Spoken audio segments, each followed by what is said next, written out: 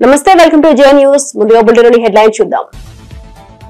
2 రోజుల ఢిల్లీ పర్యటనకు వెళ్లిన లోకేష్ జగదీప్ ధన్ఖడ్ తో పలు అంశాలపై చర్చించిన లోకేష్ వెంట రామ్మోహన్ నాయుడు పలువురు ఎంపీలు.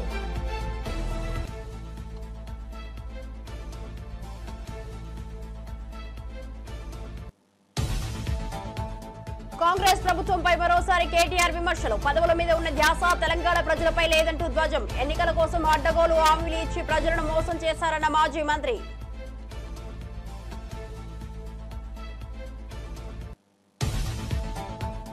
కేసీఆర్ జగన్ నా ఫోన్ ట్యాప్ చేయించారు. రేవంత్ చంద్రబాబు విచారణను వేగవంతం చేయాలన్న షర్మిల. తన వ్యక్తిగత సంభాషణలు దొంగచాటుగా విన్నారన్న షర్మిల.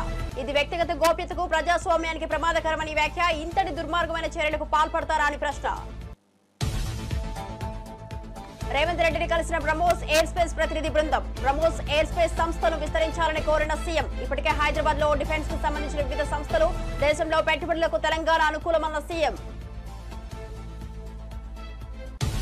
డీటెయిల్స్ చూస్తే జూబ్లీహిల్స్ నివాసంలో ముఖ్యమంత్రి రేవంత్ రెడ్డిని బ్రహ్మోస్ ఎయిర్ స్పేస్ ప్రతినిధుల బృందం మర్యాదపూర్వకంగా కలిసింది.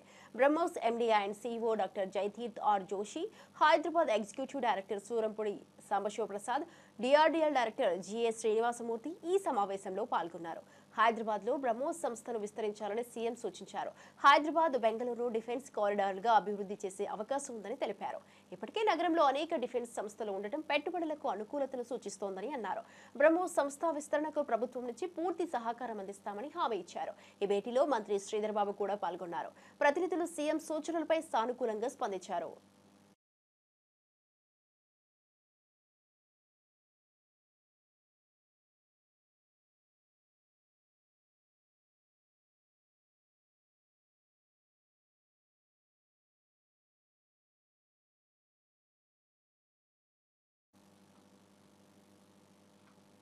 రాజన్న సిరిసిల్ల జిల్లా అంకుశాపూర్కు చెందిన బీఆర్ఎస్ సీనియర్ నేత కర్కబోయిన కుంటయ్య ఆత్మహత్యపై బీఆర్ఎస్ వర్కింగ్ ప్రెసిడెంట్ కేటీఆర్ తీవ్రంగా స్పందించారు. కుంటయ్య భౌతిక కాయానికి పూలమాల వేసి నివాళులర్పించిన అనంతరం మీడియాతో మాట్లాడిన కేటీఆర్ కాంగ్రెస్ హయాంలో పోలీస్ స్టేషన్లో సెటిల్మెంట్ కేంద్రాలుగా మారిపోయాయని మండిపడ్డారు. తమ నేత కుంటయ్య తన భూమిని కాంగ్రెస్ నేత కబ్జా చేశాడని ఫిర్యాదు చేయగా పోలీసులు తనపైన కేసు బనాయించి వేధించడంతో అతడు ఆత్మహత్య చేసుకున్నాడని ఆరోపించారు. సివిల్ మ్యాటర్లో పోలీసులు జోక్యం చేసుకుని సెటిల్మెంట్ చేయడం సమాజానికి ప్రమాదకరమన్నారు. కుంటయ్య చావుకు బాధ్యులైన అధికారులపై చర్యలు తీసే వరకు న్యాయ పోరాటం కొనసాగిస్తామని హెచ్చరించారు. తాము 10 ఏళ్లు అధికారంలో ఉన్న ఇంత చిల్లర రాజకీయాలు ఎప్పుడూ చేయలేదని కేటీఆర్ స్పష్టం చేశారు.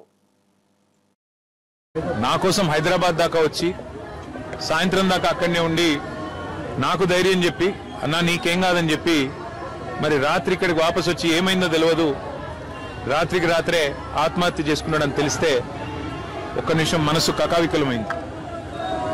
వారి కుటుంబాన్ని ఈరోజు కలిసిన తర్వాత నిజంగా కూడా బయట రాజకీయ నాయకులు అంటే ఏదేదో ఊహించుకుంటారు, కానీ బయటికి ఎంత గంభీరంగా కనబడ్డా లోపల దుఃఖాన్ని దాచుకొని లోపల కష్టాన్ని కూడా అదిం పెట్టుకొని ఒకవైపు ప్రజల కోసం పనిచేస్తూ మరొకవైపు తమ కుటుంబాన్ని కూడా కాపాడుకునే క్రమంలో ఒక ఒత్తిడికి లోనై మా సోదరుడు దురదృష్టవశాత్తు ఆత్మహత్య ప్రయత్నం చేయడం జరిగింది. తెలవంగానే నేను మా మండల పార్టీ అధ్యక్షులు గజబింకర్ రాజన్న గారికి, మా జిల్లా పార్టీ అధ్యక్షులు తోటాగయ్య గారికి ఫోన్ చేసి అర్జెంటుగా అత్యవసరంగా అవసరమైతే హైదరాబాద్ షిఫ్ట్ చేస్తారా, లేకపోతే ఎల్లారెడ్డిపేటలో ఉండే మన అశ్విని హాస్పిటల్ తీసుకుపోయి, ఎందుకంటే అక్కడ పాయిజన్ కేసులు ఎఫెక్టివ్గా ట్రీట్మెంట్ ఇస్తారని తెలుసు, మీరు వెంటనే తీసుకుపోండి అంటే వాళ్ళు కూడా పాపం శాయశక్తుల ప్రయత్నం చేసింది. దురదృష్టవశాత్తు కిడ్నీలు ఫెయిల్ కావడం, దురదృష్టవశాత్తు కుంటయ్య గారిని కాపాడుకోలేకపోవడం జరిగింది. కానీ ఆ కుటుంబానికి అన్ని రకాలుగా ఆ 2 పిల్లల చదువులు, వారి పెళ్లిళ్ళు, ఆ 2 పిల్లలు వారితో పాటు వారికి ఉండే ఇతర సమస్యలు అన్నిటినీ కూడా నేను చూసుకుంటానని చెప్పి వారి కుటుంబానికి నేను మాట ఇచ్చిన. ఒక ఎమ్మెల్యే గారు పోతే ఆ కుటుంబానికి ఎట్లా అండగా ఉన్నామో ఈరోజు మా కుంటయ్య గారికి కూడా ఆ కుటుంబానికి కూడా అదే స్థాయిలో పూర్తి స్థాయిలో అండగా ఉంటాం. వారు మాకు ఇచ్చిన వారి సహచర్యం కానీ, వారు మాతో పాటు కలిసి గడిపిన సమయం కానీ, అదేవిధంగా వారు పార్టీకి చేసిన సేవలు కానీ ఇవన్నీ దృష్టిలో పెట్టుకుని ఆ కుటుంబానికి మొత్తం బీఆర్ఎస్ పార్టీ జిల్లా నాయకత్వం మొత్తం అండగా ఉంటుంది. సత్తెనపల్లిలో జరిగిన పర్యటన సందర్భంగా వైఎస్ఆర్సీపీ అధినేత జగన్ కోసం భారీగా కార్యకర్తలు తరలివచ్చారు. జిల్లా నలుమూలల నుండి వచ్చి జెండాలు పట్టుకుని నినాదాలతో వాతావరణాన్ని వేడెక్కించారు. జగన్ వాహనం వచ్చిన వేళ జనం ఉద్వేగానికి లోనయ్యారు. ఆయనను చూసేందుకు పెద్ద సంఖ్యలో మహిళలు, యువత రోడ్డుపై క్యూ కట్టారు. జగన్ కోసం ప్రజల్లో పెరుగుతున్న ఆదరణ మరోసారి స్పష్టమైందని పార్టీ నేతలు పేర్కొన్నారు. స్థానిక నాయకులు, కార్యకర్తలు ఈ పర్యటనను విజయవంతం చేయడానికి భారీ ఏర్పాట్లు చేశారు. సభా ప్రాంగణం జనసంద్రంగా మారింది. ప్రజల సందడి, వాహనాల కిరాకితో సత్తెనపల్లి పట్టణం ఉత్సవ వాతావరణాన్ని తలపించింది. జగన్ ప్రతి పర్యటనలో ప్రజల తీరుతో పార్టీ నేతలు ఉత్సాహంగా ఉన్నారు.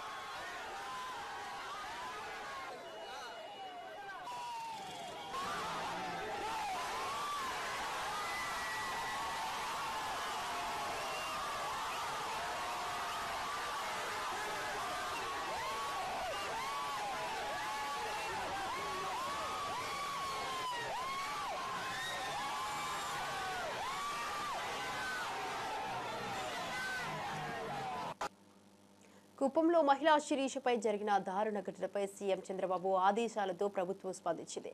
బాధితురాలికి ఆదుకుంటూ కడా ప్రాజెక్టు డైరెక్టర్ వికాస్ మర్మాత్, టీడీపీ నాయకులు కలిసి 5 లక్షల రూపాయల చెక్కును అందజేశారు.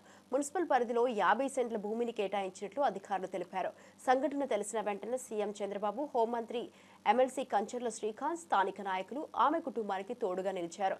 ఇక శిరీషకు ధైర్యం చెబుతూ ప్రభుత్వ సహాయ కార్యక్రమాలు కొనసాగుతున్నాయి. బాధితురాలికి న్యాయం జరిగేలా చర్యలు తీసుకుంటామని అధికార వర్గాలు హామీ ఇచ్చాయి. ఈ ఘటనపై టీడీపీ ప్రభుత్వం తీవ్రంగా స్పందించిన తీరు ప్రజల్లో విశ్వాసాన్ని కలిగిస్తోంది.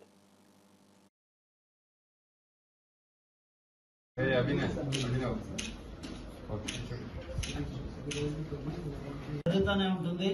వీళ్ళందరూ కూడా కుప్పం ప్రాంతంలో వడ్డీ వ్యాపారులు కూడా మేము ఈరోజు హెచ్చరిస్తున్నాం. మీ ఇష్టానుసారంగా 10 రూపాయల వడ్డీ, మీటర్ వడ్డీలు తీసుకొని పేదవాళ్ళ యొక్క నిస్సహాయతనే ఈరోజు వాళ్ళు సొమ్ము చేసుకునే విధానం అనేది చాలా దారుణం. ఇది దీనికి సీరియస్ గా కూడా ఖండిస్తూ గౌరవ ముఖ్యమంత్రి గారు వెంటనే స్పందించి నేరుగా శిరీష గారితో మాట్లాడడం, గౌరవ హోంమంత్రి గారు ఆమెను పరామర్శించడం, అదేవిధంగా మొత్తం తెలుగుదేశం పార్టీ నాయకులందరూ కూడా ఆమెకు మద్దతుగా పోయి ఆమెను పరామర్శించడం, ఈ రోజు గౌరవ కడా పీడీ గారు ఎన్నో రకాలుగా ఈ రోజు వాళ్ళకి ఏమేమి విధంగా మనం సహాయం చేయాలనే విషయాల గురించి కూడా ఈ రోజు నిర్ణయం తీసుకోవడం జరిగింది. గౌరవ ముఖ్యమంత్రి ఆదేశానుసారం 5 లక్షల రూపాయలు ఫిక్స్డ్ డిపాజిట్ లో పిల్లల కోసం వేయమని చెప్పి ఇప్పుడే చెక్ కూడా ఇవ్వడం జరిగింది. అదేవిధంగా ఆమెకు భూమి కూడా విలువైనటువంటి భూమి మున్సిపాలిటీలో 50 సెంట్లు కూడా ఇచ్చేదానికి అసైన్మెంట్ కమిటీ వాళ్ళు కూడా ఆదేశాలు ఇప్పుడే మన గౌరవ పీడీ గారు తెలియజేశారు. ప్రభుత్వం నారా చంద్రబాబు నాయుడు గారు ఒక ఆడబిడ్డకి అన్యాయం జరిగితే ఏ రకంగా ఇమీడియట్ గా ప్రభుత్వ అధికారులు ఏ రకంగా చర్యలు తీసుకుంటారనే దానికి ఉదాహరణ నిన్న ఉదయం నుంచి కూడా హాస్పిటల్ వాళ్ళకి చెప్పి ఆమె ఏపీ మంత్రిగా నారా లోకేష్ ఢిల్లీ పర్యటన కొనసాగుతోంది. బుధవారం ఉదయం ఉపరాష్ట్రపతి జగదీప్ ధన్కర్ తో ఆయన సమావేశమయ్యారు. రాష్ట్ర అభివృద్ధికి సంబంధించిన పలు కీలక అంశాలపై లోకేష్ ఉపరాష్ట్రపతితో చర్చించినట్టు సమాచారం. ఈ భేటీలో కేంద్ర మంత్రి పెమ్మసాని చంద్రశేఖర్, ఎంపీలు లావు శ్రీకృష్ణ దేవాలయాలు, సాన సతీష్, బైరెడ్డి శబరి పాల్గొన్నారు. రాష్ట్రానికి ప్రత్యేక ప్రాజెక్టులు, నిధుల విడుదల, కేంద్ర సహకారం తదితర విషయాల్లో చర్చలు జరిగాయి. లోకేష్ ఢిల్లీ పర్యటనలో ప్రధాని మోదీతో సహా పలువురు కేంద్ర మంత్రులతో సమావేశాలు జరగనున్నట్లు సమాచారం. ఇక రాష్ట్రానికి కేంద్రం నుంచి మెరుగైన మద్దతు రావడానికి ఈ పర్యటన తోడ్పడేలా ఉందని విశ్లేషకులు భావిస్తున్నారు.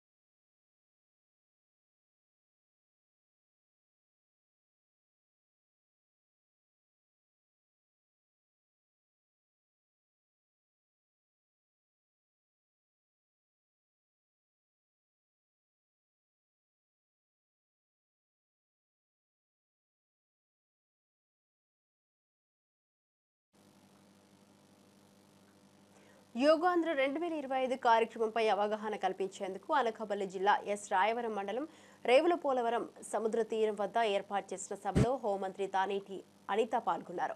ఈ సందర్భంగా ఆమె మాట్లాడుతూ యోగా ప్రతి ఒక్కరి జీవన శైలిలో భాగంగా మారాలన్నారు. ఆరోగ్యకరమైన జీవితం కోసం యోగాను ప్రతిరోజు అభ్యసించాల్సిన అవసరం ఉందని చెప్పారు. యోగా శారీరక మానసిక స్థితుల మెరుగుదలకు దోహదం చేస్తుందన్నారు. ప్రభుత్వం ప్రతిసారి యోగాకు ప్రోత్సాహం ఇస్తోందని యోగాంధ్ర కార్యక్రమం ద్వారా ప్రజల్లో ఈ విషయంపై అవగాహన పెంపొందించనున్నట్లు తెలిపారు. ప్రతి ఒక్కరూ రోజు కొంత సమయం యోగాకు కేటాయించాలని సూచించారు. కార్యక్రమంలో పలువురు ప్రజాప్రతినిధులు, అధికారులు, స్థానిక ప్రజలు పాల్గొన్నారు. ఈసారి షోల్డర్స్ రొటేషన్ చేస్తామండి. చేతులు భుజం మీద పెట్టుకోండి. చేతుల ముందు మో చేతులు కలపండి. మో చేతులు కలపాలి.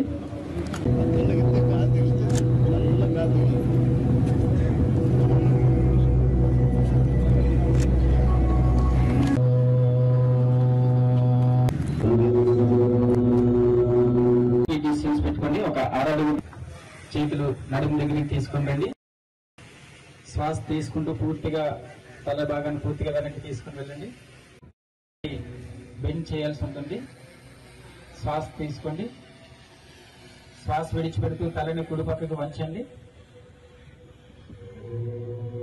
శ్వాస తీసుకుంటూ మళ్ళీ నిటారుగా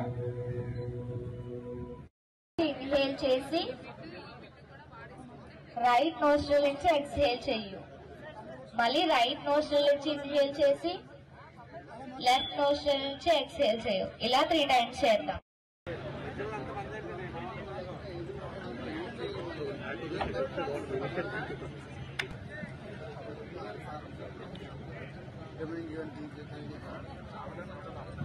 యోగా అంటే యోగా ఎక్కడ నేర్చుకున్నావు అక్క? నువ్వు ఎంత ఫీల్ అవుతుంది?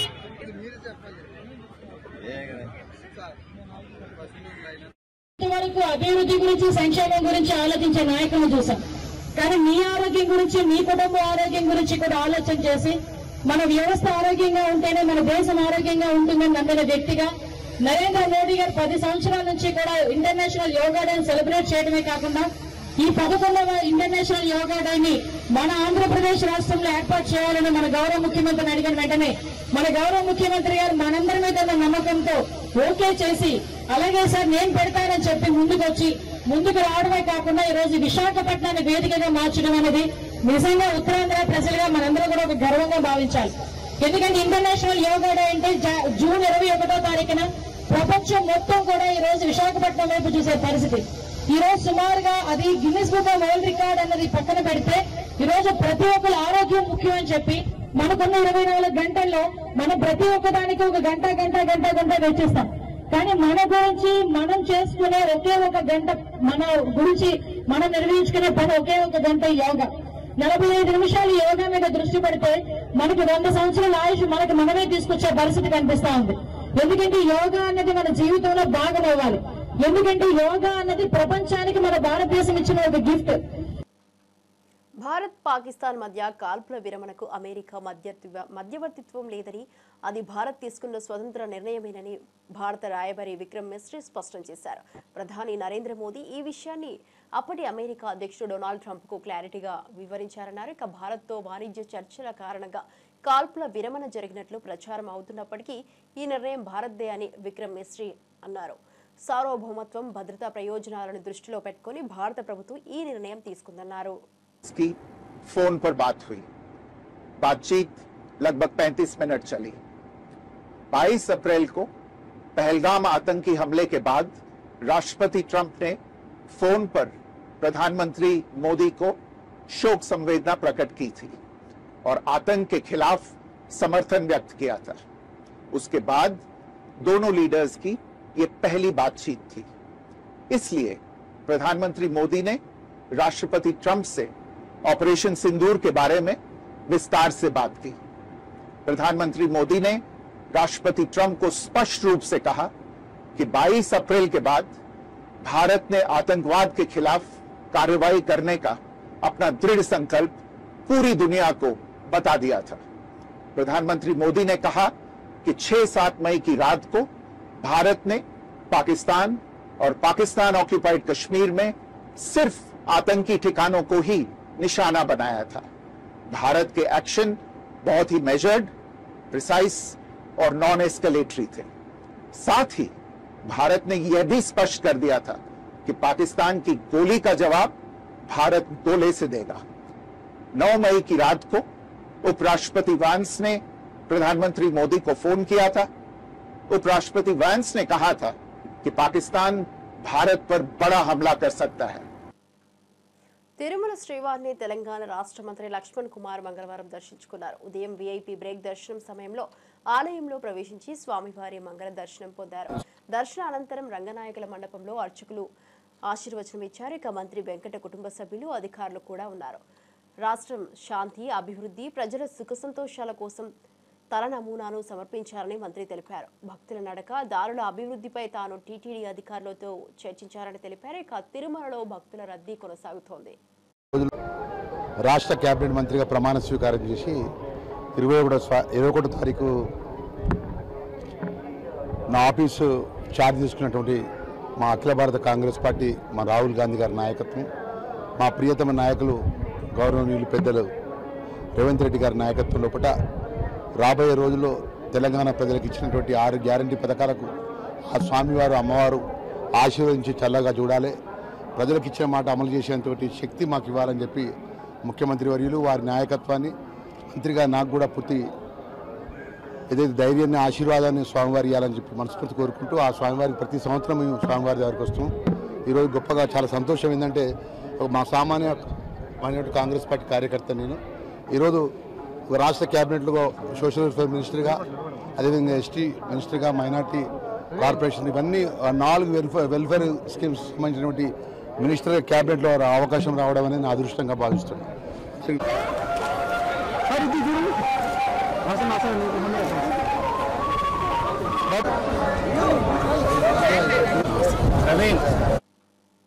వైఎస్ షర్మిల మరోసారి సంచలన వ్యాఖ్యలు చేశారు. ఫోన్ ట్యాపింగ్ వ్యవహారంలో అప్పటి తెలంగాణ సీఎం కేసీఆర్, అప్పటి ఏపీ సీఎం జగన్ కలిసి జాయింట్ ఆపరేషన్ చేపట్టారని ఆరోపించారు. ఇక మా ఫోన్లు ట్యాప్ అవుతున్నాయని వైవి సుబ్బారెడ్డి స్వయంగా మా ఇంటికి వచ్చి చెప్పారని వెల్లడించారు. తమను అణిచివేయాలనే నమ్మకంతోనే ఇలా చేశారని షర్మిల ఆరోపించారు.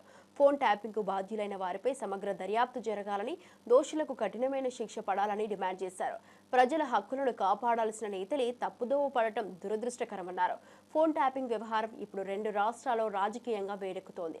ఈ వ్యాఖ్యలతో రాజకీయం మరోమారు వేడెక్కే అవకాశాలు కనిపిస్తున్నాయి. మరి ఈ ఫోన్ ట్యాపింగ్ వ్యవహారం తెలంగాణ ముఖ్యమంత్రి, ఆంధ్ర ముఖ్యమంత్రి కలిసి చేసిన జాయింట్ ఆపరేషన్ లేకపోతే ఇది షేర్డ్ ఇన్ఫర్మేషన్ నాకు తెలియదు, కానీ ఒక మాట అయితే స్పష్టంగా అర్థమైంది. అదేమిటంటే ఫోన్ ట్యాపింగ్ జరుగుతుంది. ఎంతమంది మీద జరుగుతుందో నాకు తెలియకపోయినా నా ఫోన్ ట్యాప్ అవుతుంది, నా భర్త ఫోన్ ట్యాప్ అవుతుంది, నా దగ్గర వాళ్ళ ఫోన్లు ట్యాప్ అవుతున్నాయి అన్న విషయం నాకు చాలా చాలా స్పష్టంగా అర్థమైంది. అసలు మా ఫోన్లు ట్యాప్ అవుతున్నాయి అనే అంశాన్ని నిజానికి నిర్ధారించింది వైవి సుబ్బారెడ్డి గారే. స్వయంగా వైవి సుబ్బారెడ్డి గారే హైదరాబాద్ లో మా ఇంటికి వచ్చారు. మా ఇంటికి వచ్చి మా ఫోన్లు ట్యాప్ అవుతున్నాయి అన్న అంశం నిర్ధారిస్తూ మా ఫోన్లు ట్యాప్ చేసిన ఒక కాన్వర్సేషను, ఒక ఆడియో కాన్వర్సేషను, వాళ్ళు ఫోన్ ట్యాప్ చేసిన కాన్వర్సేషను నాకే వినిపించారు. వైసీపీ మాజీ మంత్రి అంబటి రాంబాబు పల్నాడు జిల్లా సరిహద్దులో పోలీసులతో తీవ్ర వాగ్వాదానికి దిగారు. తన వాహనం, కార్యకర్తల వాహనాలను అడ్డుకుంటున్నారని ఆగ్రహం వ్యక్తం చేశారు. బ్యారికేడ్లను తొలగించాలని డిమాండ్ చేసిన అంబటికి పోలీసులు సహకరించలేదు. దీంతో స్వయంగా బ్యారికేడ్లను పక్కకు నెట్టి వాహనం ముందుకు తీసుకెళ్లారు. ఈ ఘటనతో అక్కడ ఉద్రిక్తత నెలకొంది. పోలీసులు ఎందుకు అడ్డుకుంటున్నారంటూ అంబటి ప్రశ్నించారు. ఇది ప్రాధాన్యత కలిగిన ప్రదేశమా? ఎలాంటి నిషేధాజ్ఞలు జారీ అయ్యాయో వివరించాలన్నారు. వైఎస్ఆర్సీపీ నేతలు, కార్యకర్తలు పోలీసుల తీరుపై ఆందోళన వ్యక్తం చేశారు. అధికార దుర్వినియోగంగా చూస్తున్నామని విమర్శించారు. మరోవైపు పోలీసులు మాత్రం శాంతి భద్రతల దృష్ట్యా చర్యలు తీసుకుంటున్నామంటూ సమర్థించుకుంటున్నారు.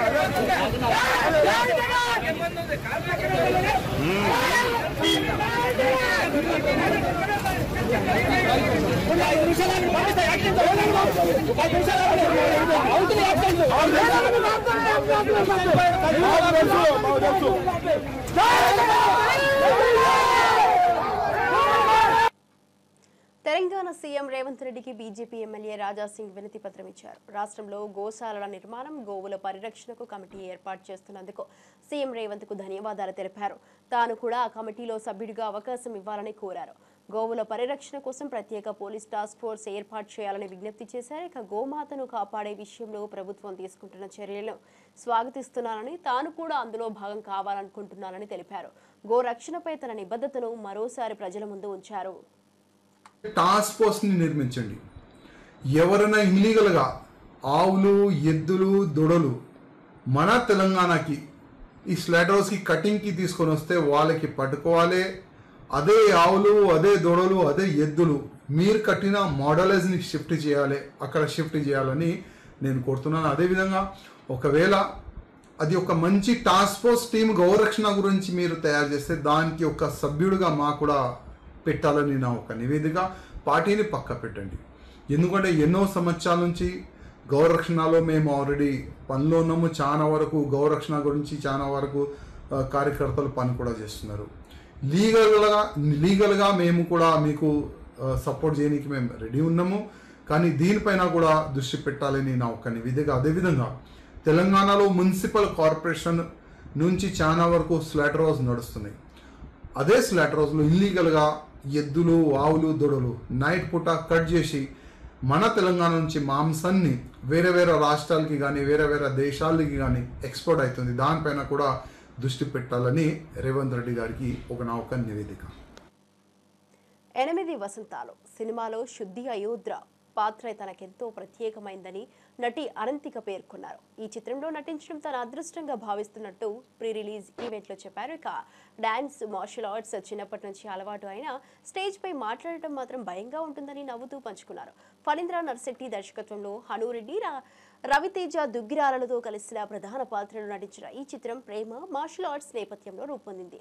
జూన్ 20న విడుదలకు సిద్ధమవుతున్న ఈ సినిమా తనకు నటిగా ఎంతో కొత్త అనుభవాన్ని ఇచ్చిందని అనంతిక చెప్పింది. ప్రేక్షకుల ఆదరణను ఆశిస్తూ సినిమా విజయం సాధించాలని ఆకాంక్షించారు. టాలెంట్ అయినా చిన్నప్పటి నుంచి అలానే నేర్చుకున్నా. కానీ ఇలా మైక్ పెట్టుకుని మాట్లాడడానికి నాకు చాలా భయం ఉంది. I'm still improvising and so Telugu కూడా మేబీ తప్పుగా వచ్చేటువంటి అవకాశాలు ఉన్నాయి. బట్ పర్వాలేదు. Yeah, so please forgive me if I talk something wrong. Yeah, thank you. And so I would like to thank you, Amma, first. And చిన్నప్పటి నుంచి ఒకసారి లేచి నిలబడండి. So nice, so sweet of her. I think ఇన్ని విద్యలు నేర్పించిందంటే చాలా గొప్ప విషయం అమ్మ. Great, salute you. చిన్నప్పటి నుంచే చాలా అమ్మ సపోర్ట్ చేస్తున్నావు. అది ఇంట్లో అయినా, నాకు చెల్లి కూడా ఉంది.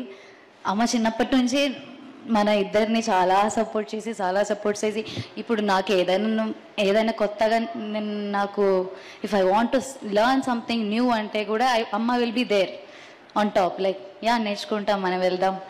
సో అమ్మ లైక్ ఐ థింక్ ఇప్పుడు okay so I think you are the like strongest beautiful women I no.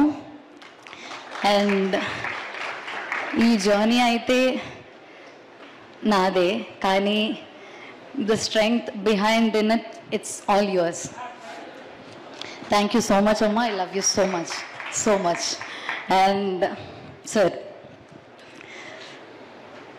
My Guru, thank you so much for believing in me. ఈ నెల 21న విశాఖలో జరగబోయే అంతర్జాతీయ యోగా డే కార్యక్రమం గిన్నిస్ వరల్డ్ రికార్డులో నిలవనుందని విజయనగరం ఎంపీ కలిశెట్టి అప్పలనాయుడు తెలిపారు. దాదాపు 5 లక్షల మందితో నిర్వహించే ఈ యోగా ప్రదర్శన ప్రపంచ దృష్టిని ఆకర్షించబోతోందన్నారు. ఈ సందర్భంగా ఎంపీ తిరుమల శ్రీవారిని దర్శించుకున్నారు. ఆయన్ని ఏపీ ఎన్జీఓ రాష్ట్ర అధ్యక్షుడు విద్యాసాగర్, ప్రధాన కార్యదర్శి రమణ కలిసి ఉన్నారు. బుధవారం వీఐపీ ప్రారంభ విరామ దర్శన సమయంలో స్వామివారి సేవలో పాల్గొన్నారు. విశాఖలో జరగబోయే యోగా కార్యక్రమం విజయవంతం కావాలని, ఆరోగ్యవంతమైన సమాజ నిర్మాణానికి ఇది మైలురాయిగా నిలవాలని ఆకాంక్షించారు. టీచర్లు, విద్యార్థులు, ఉద్యోగులు, ప్రజాప్రతినిధులు ఈ కార్యక్రమంలో పాల్గొనాలని పిలుపునిచ్చారు. ఈ నెల 21న విశాఖ నగరంలో యోగా డే సందర్భంగా గౌరవ ప్రధానమంత్రి గారు ఇచ్చేస్తున్నారు. ఆ యోగా డే 5 లక్షల మందితో జరగబోతుంది, ప్రపంచ రికార్డు అవబోతుంది. సోమవారం ఆశీర్వాదం అడిగాం, ఖచ్చితంగా సోమవారం ఆశీర్వాదంతో ఆ కార్యక్రమం విజయవంతం అవుతుంది. గౌరవ ముఖ్యమంత్రి గారు సంకల్పంతో, సోమవారం ఆశీర్వాదంతో ఆ యోగా డే బ్రహ్మాండంగా అవ్వాలని, సోమవారం ఆశీర్వాదంతో ప్రతి ఒక్కరికి ఆరోగ్యం ఉండాలని మనస్ఫూర్తి కోరుకోవడం జరిగింది.